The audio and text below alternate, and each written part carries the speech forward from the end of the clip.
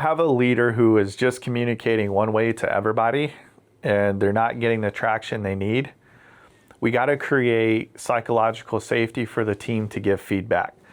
So before I'd ever challenge a leader to go talk to the team, this is where we would conduct an assessment, like basically a pulse survey. So I'll design a pulse survey that is based around psychological safety questions that are anonymous. We turn the IP off so that way we cannot track who's giving this to us. And we get that information back first, and then we take a look at that information and translate it into data that then the leader can have to make course correction and direction. The danger to this, if we don't do that, is if I do challenge a leader to go talk to their team, we have to have the acceptance to say, is that employee really going to be truthful in that moment? And psychology studies have told us majority of people do not feel comfortable giving their supervisor or leader direct feedback in fear of retaliation or whatever the case may be.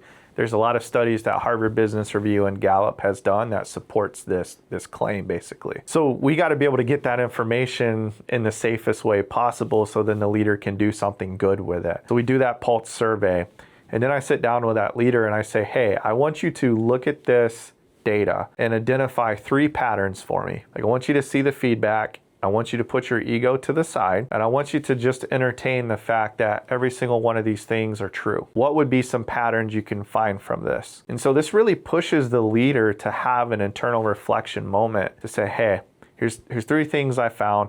I don't necessarily agree with them, but I'll say that these 3 are the most true. And then we can start to coach from there.